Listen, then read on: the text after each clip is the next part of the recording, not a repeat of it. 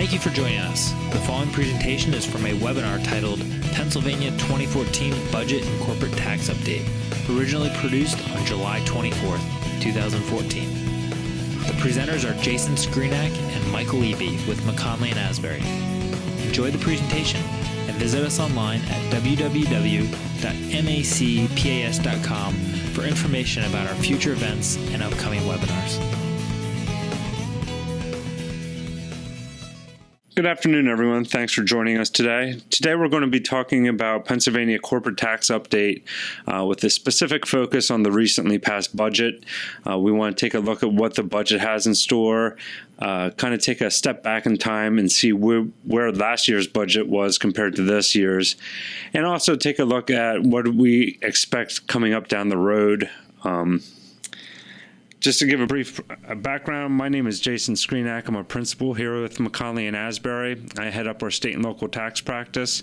And in addition, we also have Mike Eby, a manager in our state and local tax group, helping us provide this information. So to start off, I'm going to take a look at the agenda here. And we're going, like I said before, we'll take a look at the recently passed budget. And then we're going to take a look at the 2014 year in review so far, with specific concentrations on Department of Revenue initiatives and updates. Take a look at potential tax legislation, and then follow up with some questions. So in years past, Governor Corbett's budgets have been done and passed on time, which would be June 30th. However, this year there is some back and forth between the General Assembly and Governor Corbett with regards to various issues, specifically pension reform that Governor Corbett was looking for. So the actual budget wasn't signed by Governor Corbett until after the June 30th deadline. The General Assembly passed the budget June 30th, and then Governor Corbett had to make a decision as to what he was going to do with the proposed budget from the General Assembly. There's four options Governor Corbett had. One was to pass the budget as is. The second option was to do nothing, and after a 10-day period, the budget would be turned into law. There's some thought that he might take that route to show his displeasure with the General Assembly not doing anything with regards to pension reform. And thirdly, he could veto the entire budget. If he would have done that, we would still be discussing the budget for several weeks. So there's a lot of concern that he was going to do that.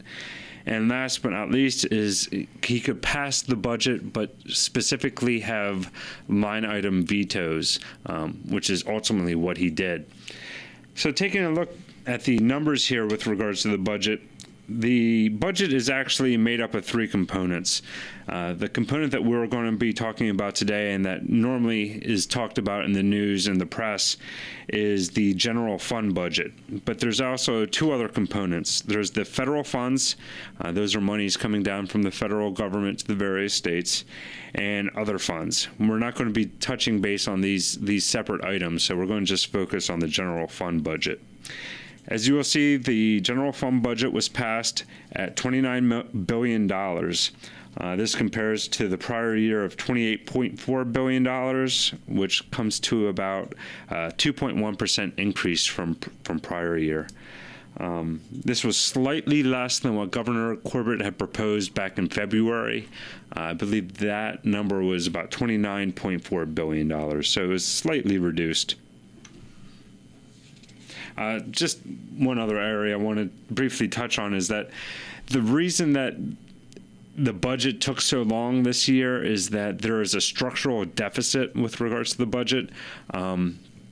Pennsylvania's pension costs, the welfare cost, medical costs, all those costs are rising much faster than the Pennsylvania growth rate. So that is what's creating this structural deficit. With regards to this specific year, the deficit was anywhere between $1.4 to $1.6 billion.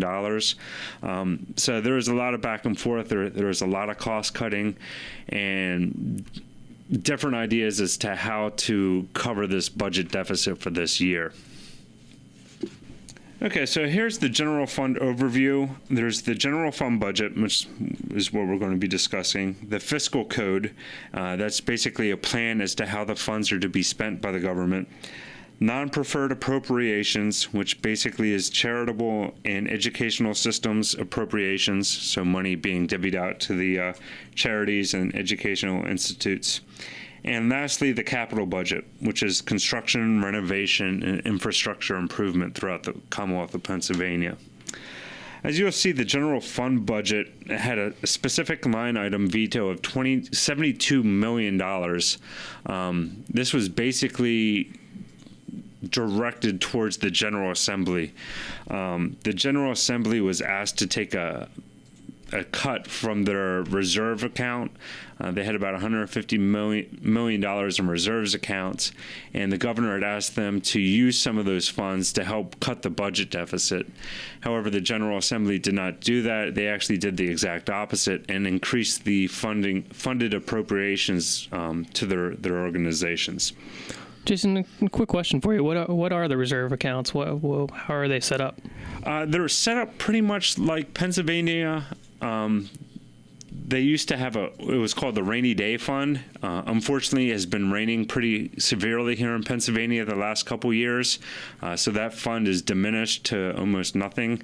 But it's the same thing. It's basically a bank account, a savings account that the General Assembly has specifically for cases like this where their funding comes into question and they're experiencing a pinch, and it's basically a rainy day account that they can use to make up any shortcomings. All right, and a little more detail with regards to the general fund overview. Like I said before, $29 billion overall spending package, which was $430 million, or about 1.5% increase over the prior year. One thing that Governor Corbett has made it a point of is not to increase taxes during his term as governor. I'm not sure how he's done it, because he's been dealing with structural deficits the entire time he's been in office. But surprisingly, he's been able to get these budgets passed and balanced without increasing taxes. One area that we kind of thought was going to go by the wayside was the capital stock foreign franchise tax. As you are well aware, the capital stock foreign franchise tax has been scheduled for phase out over approximately the last decade. And they keep pushing it back, and we thought this was an easy way for Pennsylvania to get some additional revenues by slowing down the phase out of this tax. As it stands now, the tax will be out of existence in 2016, so we're still kind of on pace for that.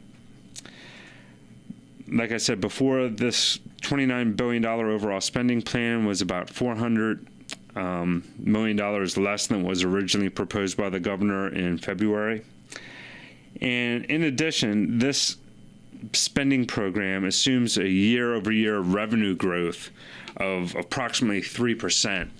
This is actually less than what the Independent Fiscal Office estimate was, which was 3.2% growth for Pennsylvania for the next fiscal year. That's important because you'll see in some of our later slides that Pennsylvania had some issues at the end of the year with regards to revenue projections coming in. You'll see later on that the revenues that they were projecting were significantly less than what they actually, the revenues that they received in were significantly less than what they were budgeting for. So this more conservative rate of return for growth in Pennsylvania will hopefully help resolve that issue. Now, Jason, the Independent Fiscal Office, is that a government-run organization, or is that a nonprofit? The Independent Fiscal Office is actually an entity that was established in 2010 by the governor. Their responsibility is to make sure that things make fiscal sense, specifically for the budget and for any statutes or regulations that have a fiscal impact. And I assume this is a bipartisan group? Yes, it is. It's the Democrats and the Republicans both go by what the Independent Fiscal Office says. Later on, we'll be discussing some of the other items that the Independent Fiscal Office has reviewed and provided their opinion on, specifically with regards to property tax reform. The next area that we want to discuss is some revenue generators and some transfers of funds into the general into the general fund to resolve the budget deficit. Unfortunately, taking a look at all of these items, it definitely appears to be a one-time fix, kind of a Band-Aid approach as to fixing the budget deficit for this year. Unfortunately, next year we're going to have to go through the same process again. So some of the areas that you'll see is that the transfers to the general fund resulted in about $246 million coming in. Like I said before, it's a one-time activity. So you'll see here $8 million is brought in from the local law enforcement block grant. The alternative fuels incentive grant fund, I'm not really sure, have too much dealings with that. I even have less dealings with regards to the Manville property damage settlement account. But three areas that I've had some dealings with in the past was the Small Business First Fund. That was originally scheduled for $100 million transfer into the budget. That was trimmed down to $95 million. That was part of the veto that Governor Corbett provided. The Small Business Fund provides loans and special financing for small and new businesses located in Pennsylvania. In addition, the Machinery and Equipment Loan Fund, that was originally at $100 million, but ultimately resulted in $85 million being transferred into the general fund. This is another low interest loans being made available to manufacturers and processors here in Pennsylvania. Both of these programs are run by the Department of Community and Economic Development. So although Governor Corbett likes to set himself out as being very pro-business, this could potentially hurt businesses coming and relocating to Pennsylvania in the short term, just by not having these funds available for incentives to attract outside businesses. And last but not least is the Volunteer Company Loan Fund, specifically loans for volunteer fire, ambulance, and rescue services. Next area that I want to touch on is funding of the budget is with regards to education. This has been a hot topic with regards to Governor Corbett's reelection. Governor Corbett's opponents kind of take shots at him, saying that he has reduced funding of education throughout his term in office. However, that is taking a look at the funding of the educational system here in Pennsylvania with regards to federal funding that was previously available during Governor Rendell's time in office. These specific federal monies were available for a one-year period. It was told to the various school districts in Pennsylvania that these monies should not be included into their general operating account, that these should be for special projects, that it was going to be a one-time only deal. So once the federal funding ran out, it did appear that from a dollar-to-dollar perspective that the funding was reduced under Governor Corbett's tenure in office. But if you take out that one-time federal funding, he has actually increased spending for education here in Pennsylvania, and it's at record highs now. You'll see some of the basic educational level had level funding of about $5.5 billion. There's a Plan Con funding increased from $20 million to $306 million. I was kind of interested in that, so I took a look at that, and that's basically school construction contracts. So there are going to be some additional construction contracts for schools across the state. In addition, we had some level funding for some of the more well-known colleges and educational systems here in Pennsylvania, specifically Penn State, Temple, state systems of higher education, and community colleges actually got a slight bump with regards to funding. In addition, back to the pension reform, the big thing with pensions is that how pensions work for PSERS and SERS, which is the government employees and state teachers. Currently, their pension programs are based upon a defined benefit. So once they retire, they know exactly what they're getting in. into their checking accounts on a monthly basis. However, that is very hard to sustain, especially when they were coming up with the defined benefit programs. Some of the calculations and some of their rationale with regards to expected growth were wildly exaggerated. A lot of states across the country had the same issue.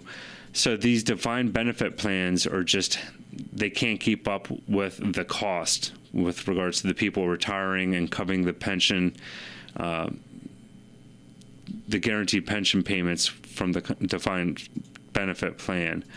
More and more states are looking at going towards what we see in the business community, and that's a defined contribution plan, very similar to a 401 plan, where there's specific amounts that are being set aside towards the individual's retirement account.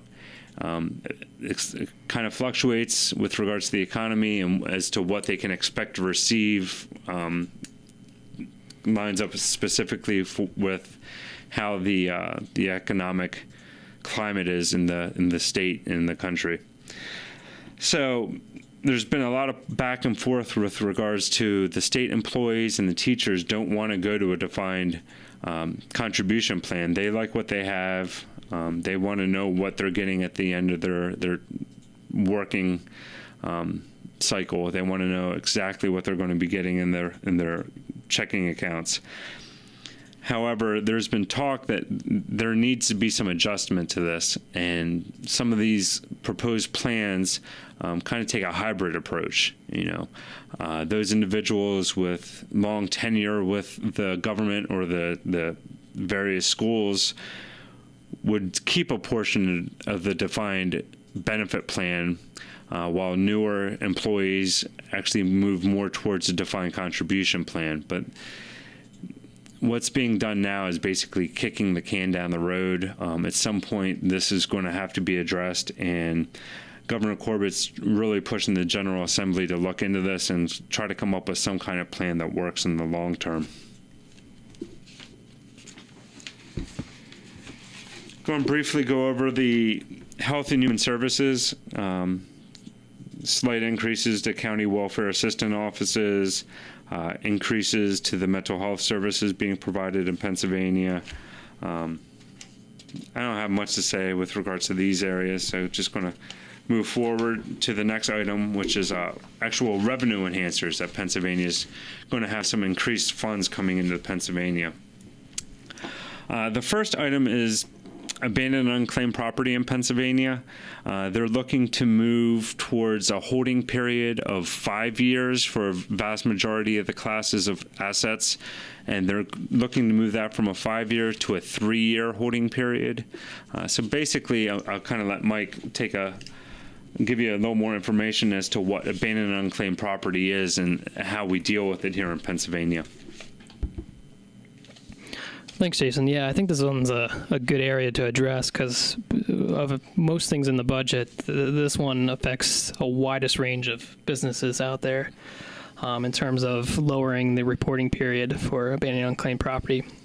I thought just to name a few of the key areas or key items that would affect a number of businesses that need to be reported that were previously 5 years but are now 3 years. Some examples are gift cards with expiration dates, also dividend checks for banks, for instance, personal property that's found in a safe deposit box where the fees hadn't been paid. All these things were previously 5 years, but now need to be remitted every 3 years. Something we've been recommending to a number of our clients for the past several years is to have an abandoned unclaimed policy in place, specifically in case of an audit, but also to help administrative staff at your company specifically identify the procedures for identifying abandoned unclaimed property that your business may have, and also identifying procedures for remitting that.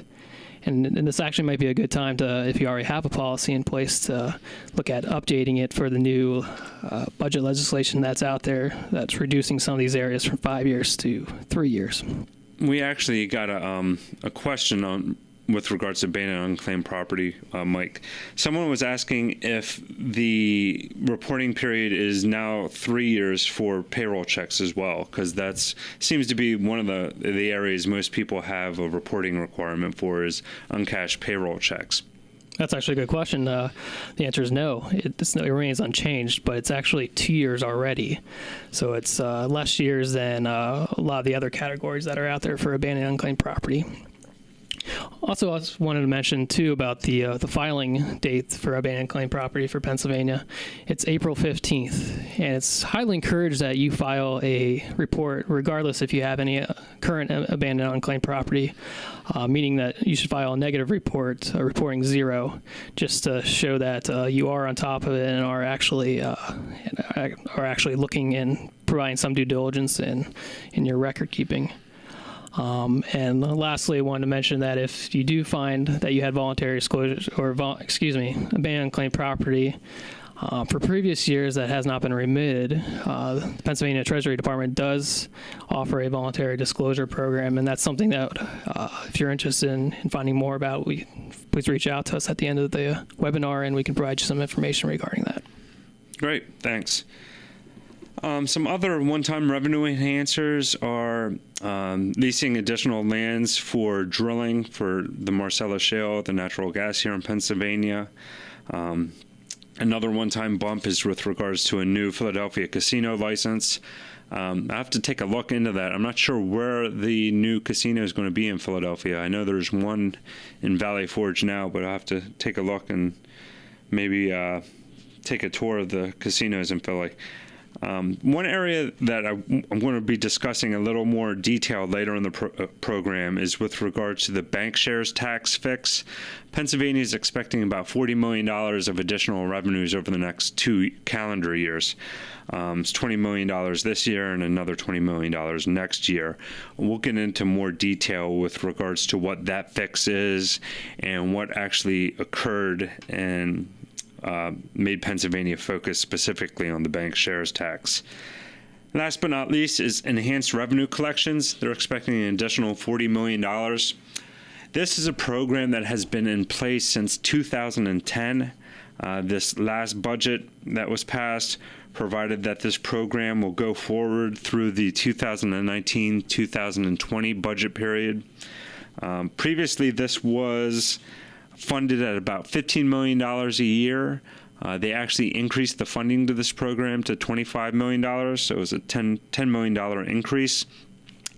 And what this program is basically doing is taking a look and aggressively going after non-filers in Pennsylvania, whether it be a personal income tax, corporate net income tax, sales and use tax. They're aggressively going after these non-filers that have nexus here in Pennsylvania and requiring them to file and, more importantly, pay the tax due Pennsylvania. In addition to non-filers, Pennsylvania is looking at non-payers. These are folks that have an outstanding liability due with Pennsylvania, and they're just not paying Pennsylvania, regardless of what liens they may have on their property, regardless of the course of action that the collection agencies are taking. Pennsylvania, their enforcement and collections unit is doing a great job as to getting dollars due them in the door.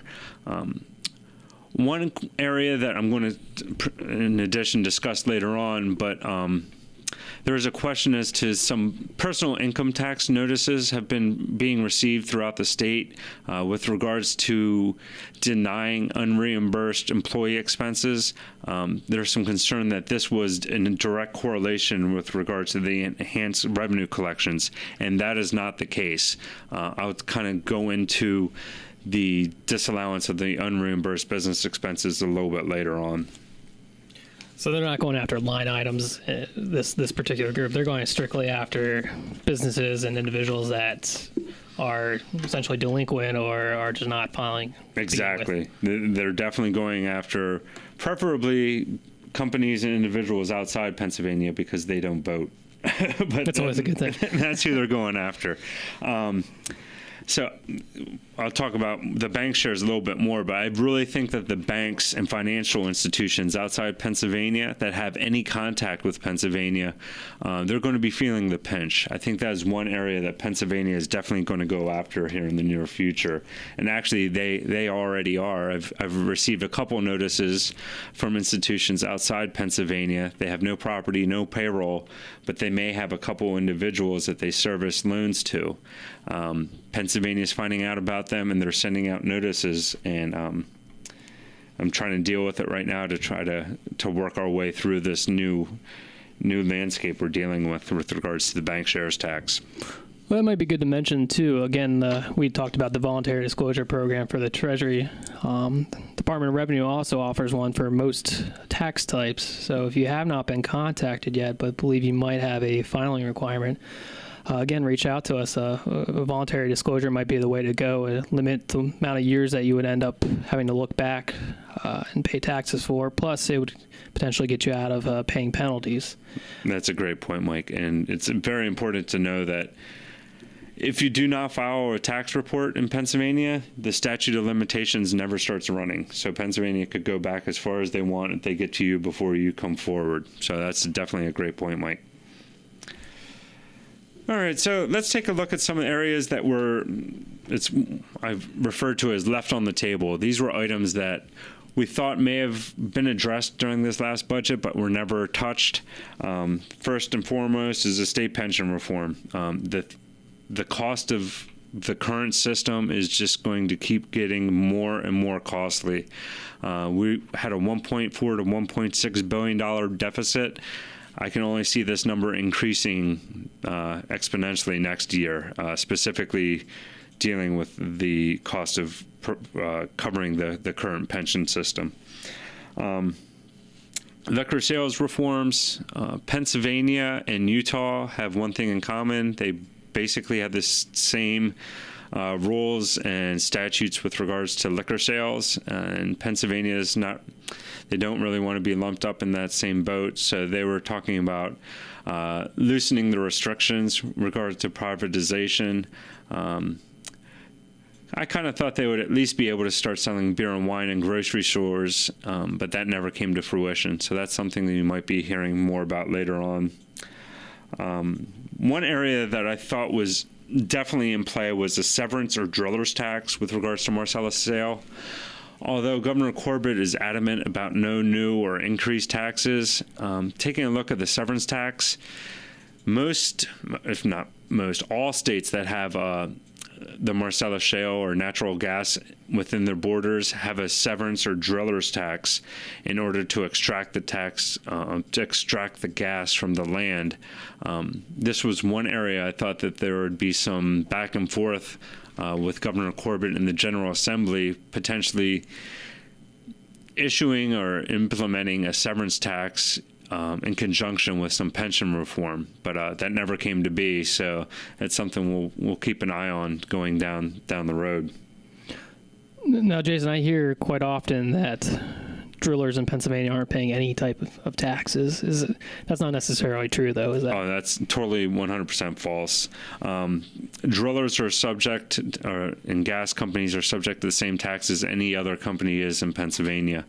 So they're subject to Pennsylvania's corporate net income tax, which is at 9.99%, one of the highest flat tax rates on income in the country. They also have sales and use tax, personal income tax on their employees here in Pennsylvania, so that they are definitely being taxed. It's just that with the amount of money that they're making, these companies are making here in Pennsylvania, some folks want to tax them a little bit more, and it's kind of tough to argue with them, since if they want the Pennsylvania gas, where are they going to go? They have to come through Pennsylvania to get the gas here in PA. So it kind of makes sense, especially when you're kind of be on equal footing with other states that have the same taxing systems and are taxing these drillers. And so that's a great question. Some other areas that are left on the table for discussion, maybe later down the road, maybe next budget season, is Medicaid expansion. Combined reporting, that this animal keeps coming up, and it kind of scares me. Pennsylvania has gone through a modernization program, and to say that they've hit a few bumps along the way would be putting it mildly. Currently, they are implementing the modernization program for the corporate taxes, corporate net income tax, and capital stock foreign franchise tax. And although the system, I could see in the long term, it will definitely be a plus. It will work better. In the short term, we got some issues. You combine that with the fact that you would be changing the corporate tax system from a single reporting state to a combined reporting state. First of all, the Department of Revenue have never dealt with combined reporting. Not to say that they can't, it's just that they haven't done it in the past. So the Department of Revenue would be learning an entirely new system. You would be putting this new taxing methodology into a computer system that they're still trying to work out all the kinks. In the short term, I just think it would be a huge nightmare. And Mike, you know that one of the main reasons for combined reporting is because of the perceived Delaware loophole. Have you still heard that as being the reason that they're looking for combined reporting? Yeah, it definitely does seem to be the hottest topic. If you combine reporting, it really takes the advantage of having, specifically the tax advantage of having a Delaware investment holding company away. But Jason, there's an alternative to that Pennsylvania is looking into. That seems like it would be easier on both on the Department of Revenue and on practitioners and taxpayers alike. Definitely. And it's something that was passed last year, and it's specifically the add back of an intangible expense between related entities. So for the Delaware loophole that they're looking to shut, they already have they already have a plan implemented to do this, and that's specifically the add back provision that goes into effect 1/1 of 2015. I kind of describe what they're trying to do with regards to combined reporting to close the Delaware loophole to the specific add back language is that for combined reporting, they're trying to hunt a mosquito with a bazooka as opposed to the very straightforward methodology of having an add back approach. Another area that I was actually very surprised was left on the table was vendor discounts for sales and use tax purposes. Pennsylvania provides a 1% credit for sales and use tax collected if it is timely reported and remitted to Pennsylvania. It's basically a cost of the process of collecting and remitting the tax. Some other states do have a similar discount, but usually it's capped at a set dollar amount or a set amount of revenues in which they're collecting tax on. But Pennsylvania has an open-ended 1% credit, which is millions and millions, hundreds of millions of dollars at issue. I kind of understand the idea of a vendor discount to a small degree, specifically for smaller taxpayers, that the cost of complying with Pennsylvania's collection and remittance is rather high compared to what they're bringing in the door.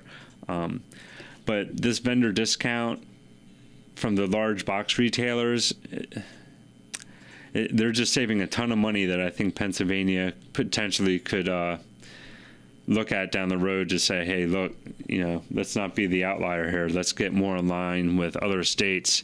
But it's definitely attractive for companies to stay in Pennsylvania as this vendor discount. So I go both ways on this one. Yeah, I think your argument about the large retailers makes sense. The discount's really there to cover administrative fees. Exactly. A burden that would affect mostly smaller taxpayers. So a threshold would make sense. The larger retailers don't necessarily have a large administrative expense overhead. They already have the administrative features in place to handle sales tax collection. Great point. And two last items that were discussed but never passed is taxation of smokeless tobacco for sales and use tax. That one just makes no sense as to why they're not taxing it. It's one of the sin taxes, so alcohol, tobacco. Pennsylvania and other states are aggressively taxing these items to promote the non-usage of them. So I'm not sure why smokeless tobacco is getting a free run here. And last but not least is online gaming. I had a question yesterday as to whether I'm not really up to speed on the new gaming systems, but what was it? Worldcraft, I think was the question. Yeah, Is that one threw me. I wasn't quite sure what they were saying, but it's not that kind of gaming. It's actually gambling online, so poker and various internet sites, making that legal in Pennsylvania and bringing additional revenues, but that's off the table as well. And Jason, I kind of wanted to throw one on there that's not on that slide. It's there was some late talk about some of the tax credits that are out there possibly being frozen for a couple of years just to keep some of the money back with the Commonwealth. Some of the key credits that were mentioned as possibly being frozen were the research and development tax credit, job creation tax credit, and the neighborhood assistance tax credits, among a few other smaller ones. But I think the conventional wisdom said we want to encourage investment in Pennsylvania. Taking away these credits would only hurt that and ultimately hurt the revenue that we're trying to save. So that thankfully was taken off the final budget. Two credits that weren't going to be affected by some of that late talk was the educational improvement credit and the opportunity scholarship tax credit. The EITC, the educational improvement one, is $100 million being funded for this budget. And the Opportunity Scholarship Tax Credit has $50 million being funded to it. I just want to specifically talk about the last credit for a second here. I would say that we'll be putting out an article in late September concerning this credit.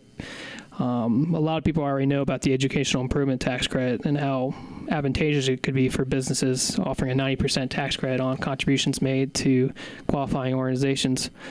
The OSTC is very similar to that and very less utilized than the EITC. So I think this presents a good opportunity for businesses that have not qualified for the EITC in the past due to the funding being completely exercised that might find this OSTC program as a good alternative.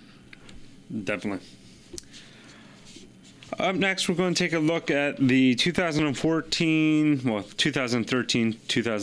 corporate tax year in review. I'm going to start off with a look back at some of the Department of Revenue updates that they put out. Every 2 months, they put out a nice little newsletter giving the taxpayer and the citizens of Pennsylvania an idea as to what their initiatives are and what they are currently working on. So the first one is from August through September of 2013. They tout the tax appeal reform.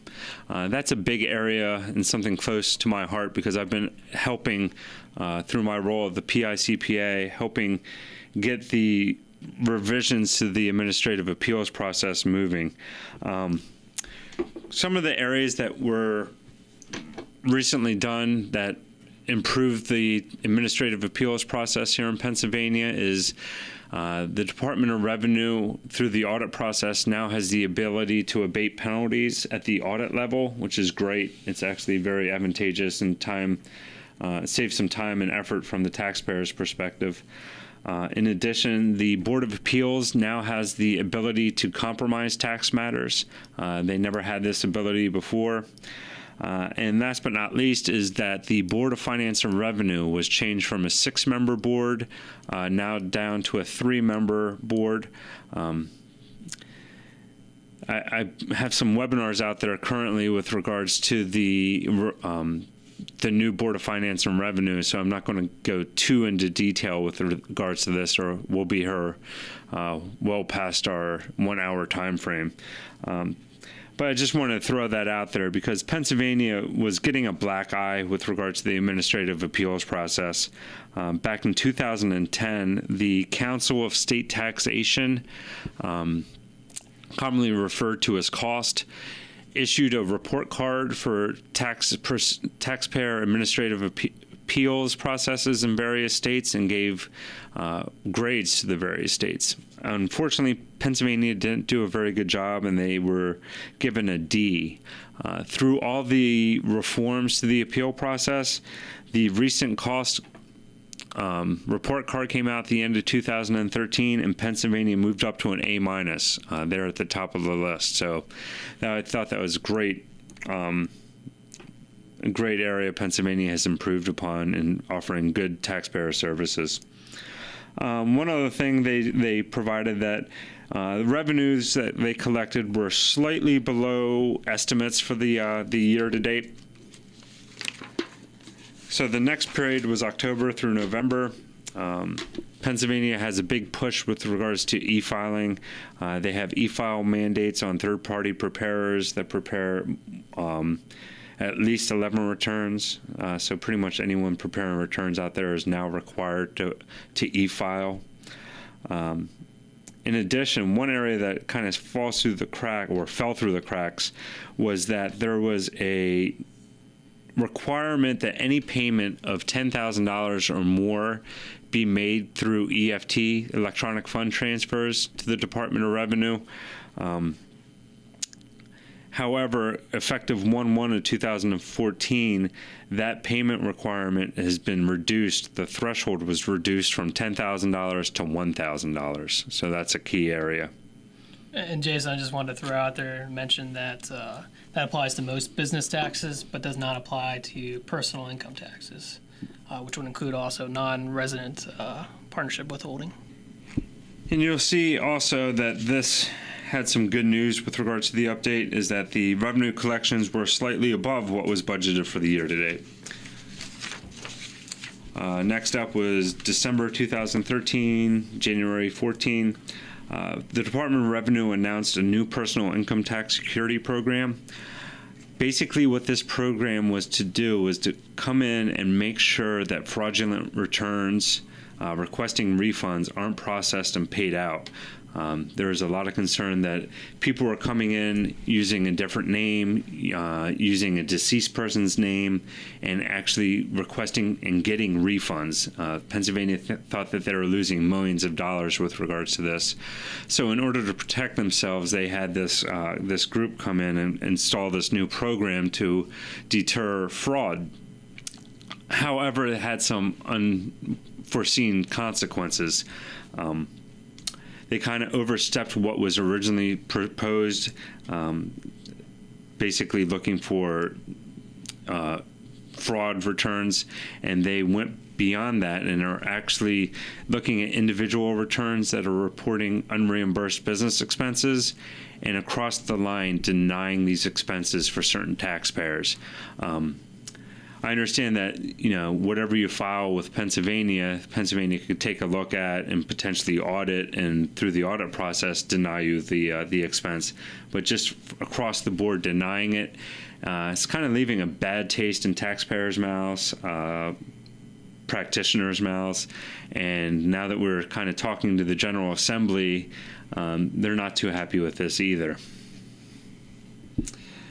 And great news, but besides the security program, this update provided that the revenues were up $2.6 million compared to what was budgeted. So we're moving in the right direction so far. Let's see how this turns out.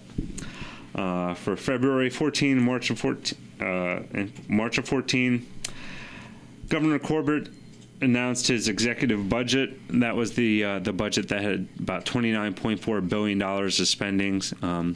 A lot of things that were proposed in that original budget survived through the end, but there were definitely some changes. The update also summarized the various business tax reform initiatives and touted the continued phase out of the capital stock foreign franchise tax that I discussed previously. I know Mike has some other areas from the summary that he wanted to discuss as well.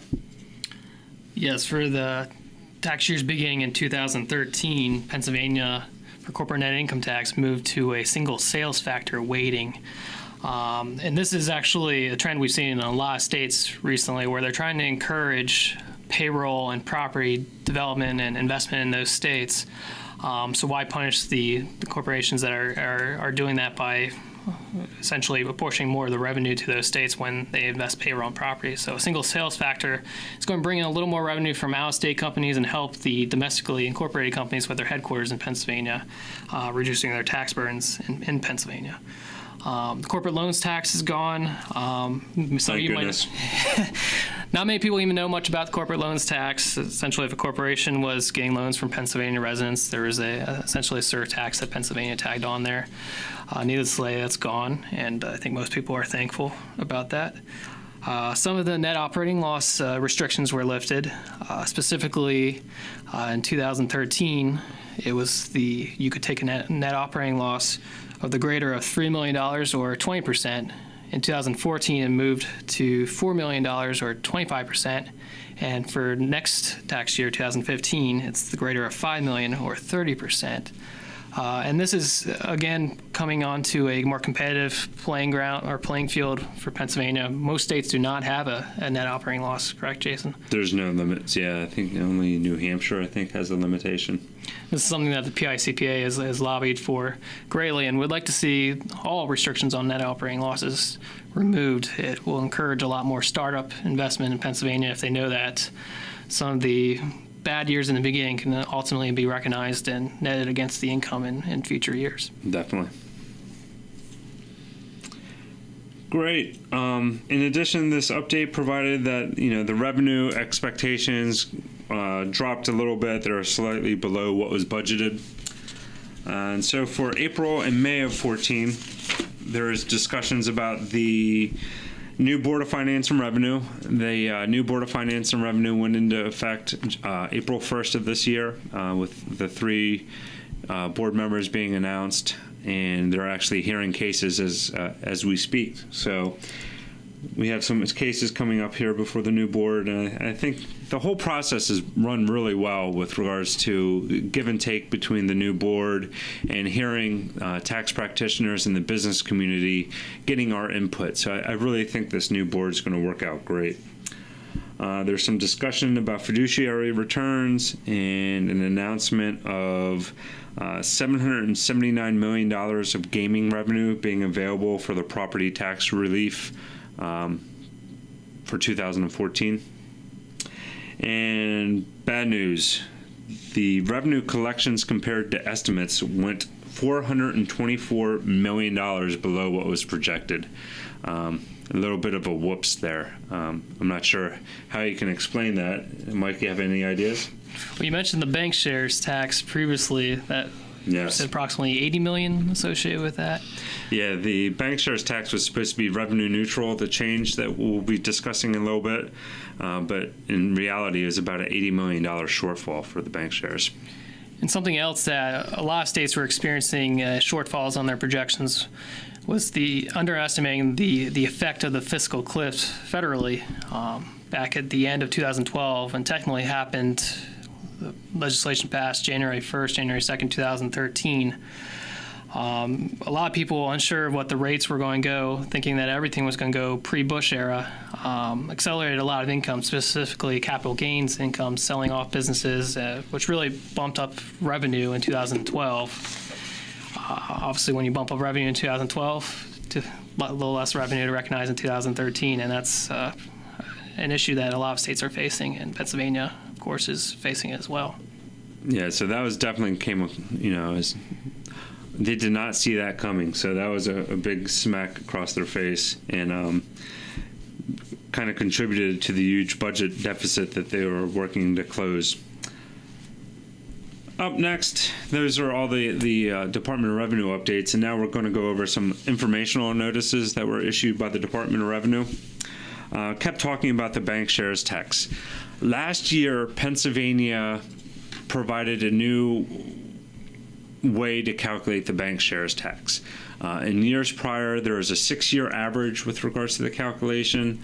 There was a court case out there, and they didn't see the court case going their way, so they figured, they'll kind of bite the bullet and come up with a new methodology that would pass the muster and come up with a new way of calculating the tax. So what they did was they made it into a one-year tax calculation. There was no averaging. And they moved away from the old three-factor apportionment. When I talk about three-factor apportionment, property, payroll, and sales, they used to equally weight those three items and apportion income to Pennsylvania using that methodology. We talked previously about Pennsylvania trying to be more competitive with other states, and one of the ways of doing that was changing corporate net income tax to 100% sales factor. So they figured they'd do the same with banks.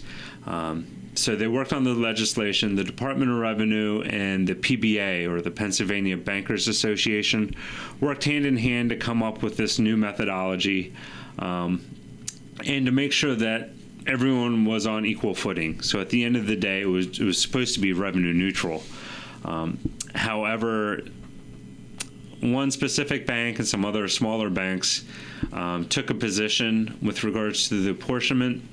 And like Mike said previous, Pennsylvania ended up with about an $80 million shortfall with regards to what they were estimating coming in from the banks and what actually came in the door. So this informational bulletin that came out, 2014-01, was issued on April 14th, 2014, and it basically states that if you take the filing position in which cost them the money, specifically with regards to the apportionment of sales and loans and stuff like that, if they took a methodology that went against what they agreed upon, they had to go back and change the calculation and use a different methodology that was prescribed within the bulletin. Using this, they're hoping that Pennsylvania will come up with $40 million over the next 2 years.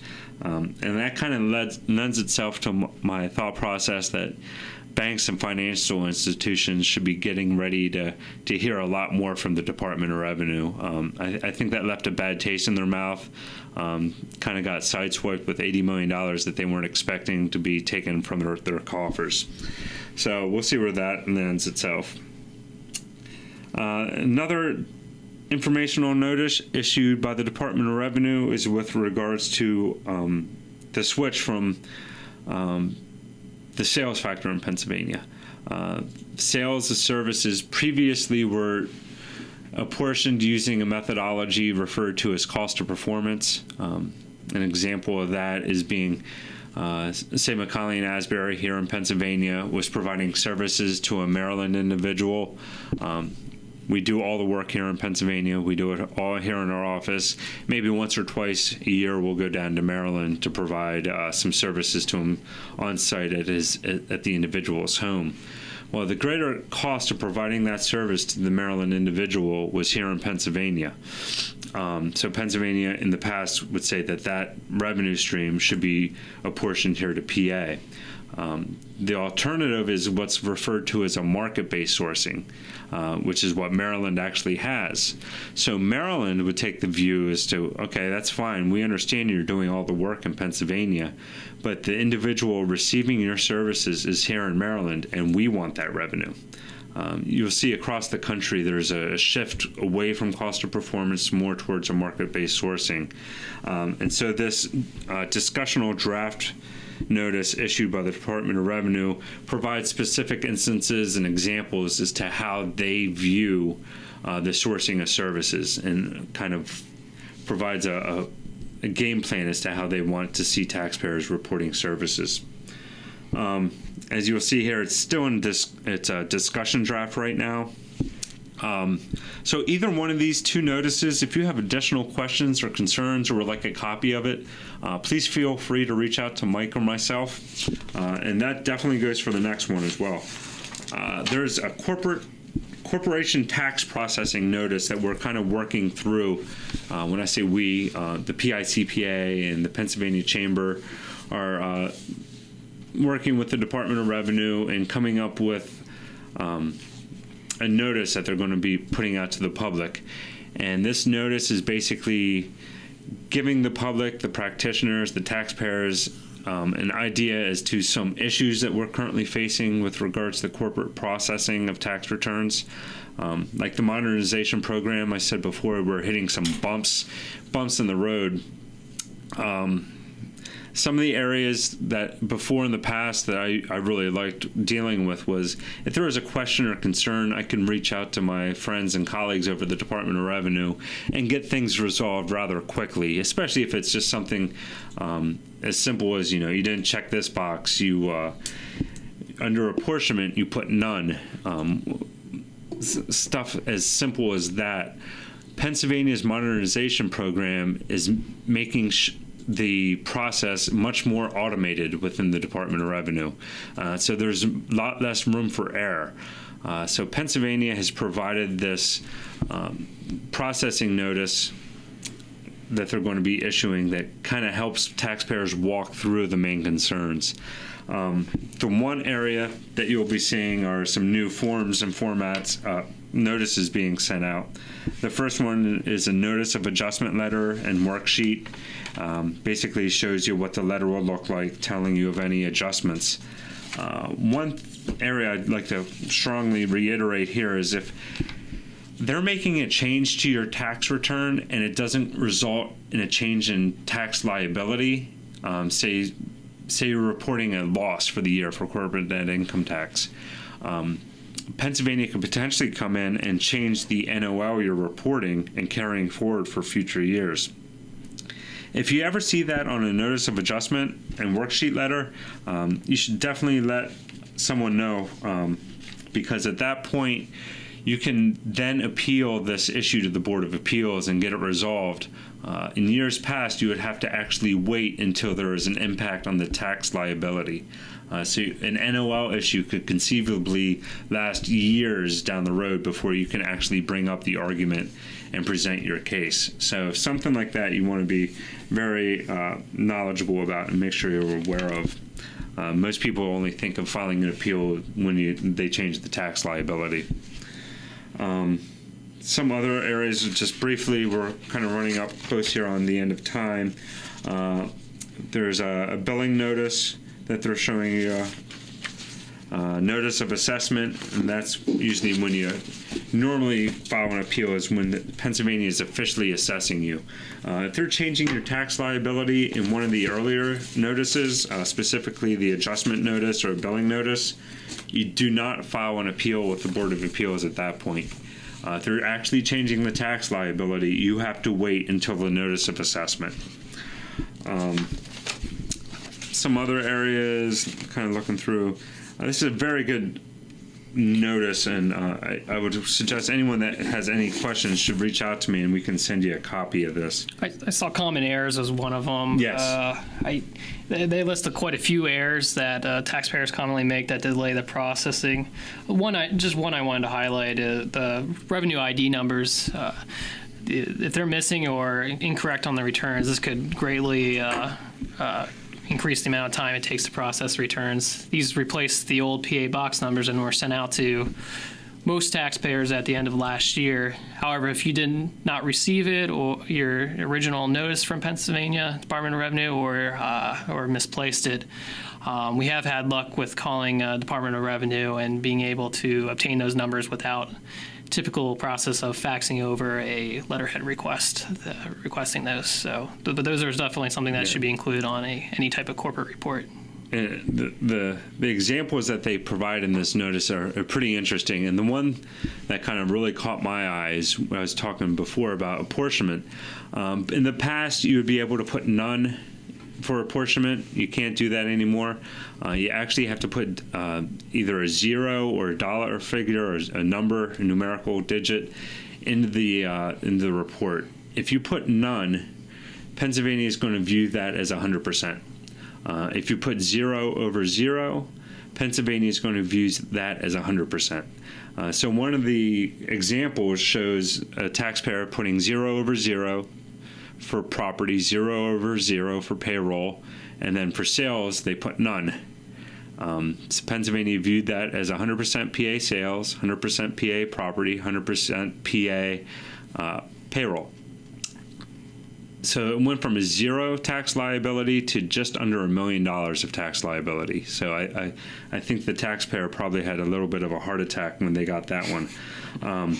But it's like I said before, it's going more towards an automated system, so we really can't fix these errors like we could in the past. If you get a billing notice and you don't agree with it, you actually have to file a complete copy of an amended return. In the past, you would be able to just amend the portion that changed. Not now. You actually have to go through and make sure everything is completed once again. Make sure all the boxes are checked appropriately. Make sure all pertinent attachments are included in the amended return. In the short term, it's going to be a little bit of a headache. In the long term, I think that the new modernization program will be well worthwhile. But I think it'll be some time till we get to that point. Well, it looks like we've kind of run up on our time here. We have a couple questions that we want to get to. Any questions that we don't get to, we'll definitely reach out to you personally, probably through email, and provide answers. Yeah, thanks, Jason.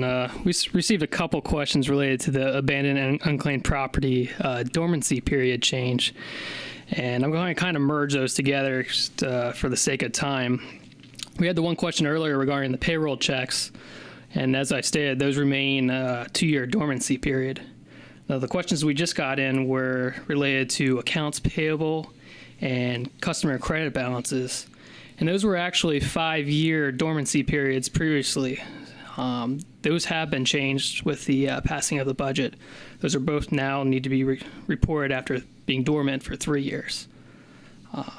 We did have a couple other questions. As Jason mentioned, we'll directly reach out to you by email for those. I want to thank everyone again for taking the time to listen to the webinar today.